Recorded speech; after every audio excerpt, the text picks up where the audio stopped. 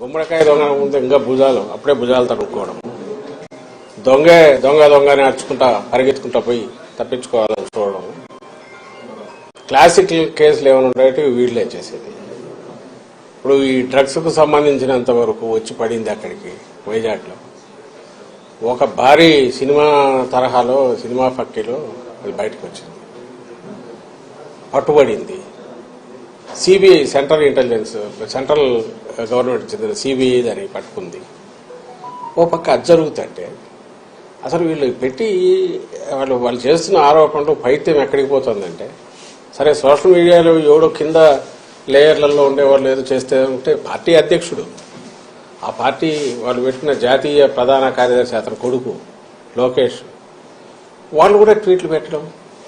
అసలు చంద్రబాబు నాయుడు ఆయన ముఖ్యమంత్రిగా పనిచేశాడు రాష్ట్రానికి, ఇంతకుముందు చేశాడు. ఈ రాష్ట్రానికి మళ్లీ కావాలని పగటికెళ్ళాలి అంటున్నాడు. అతని కొడుకు ఫ్యూచర్లో ఎప్పుడన్నా అయిపోతానేమని అతను పగటికెళ్ళాలి అంటున్నాడు.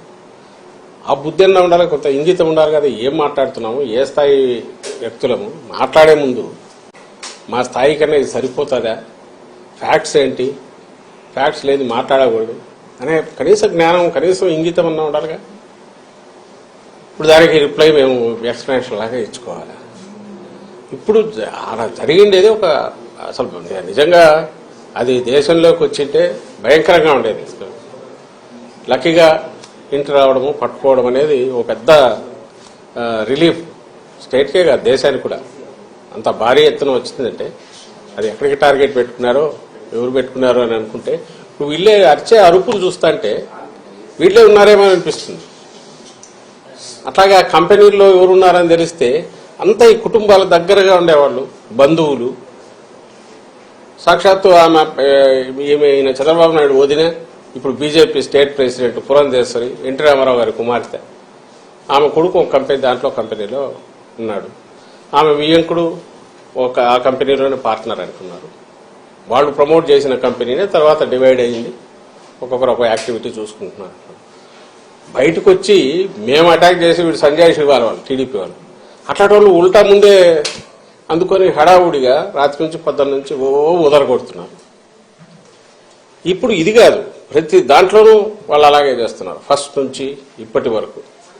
ఇది మళ్ళీ ఎన్నికలకు పోతున్న సమయంలో దీన్ని తీసుకొచ్చేసి మా మీద బండ వేస్తే మేము ఇది చేయాలి. ఇది ఖచ్చితంగా మేము అనుమానించేది.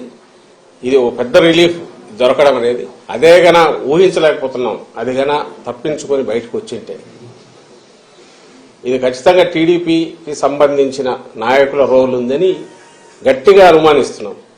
మామూలుగా అయితే రిలీఫ్ ఫీల్ అయ్యేవాళ్ళం. అయితే వాళ్ళ ఉలికిపాటు చూస్తుంటే, వాళ్ళు దాన్ని తెచ్చి మా మీద వేయాలని చూస్తుంటే, ప్రభుత్వం మీద వేయాలని చూస్తుంటే, వైఎస్ఆర్ కాంగ్రెస్ పార్టీ మీద నింద వేయాలని చూస్తుంటే ఇప్పుడు అనిపిస్తుంది వీళ్ళు తప్పించుకోవడానికే మా మీద నింద వేస్తున్నారని.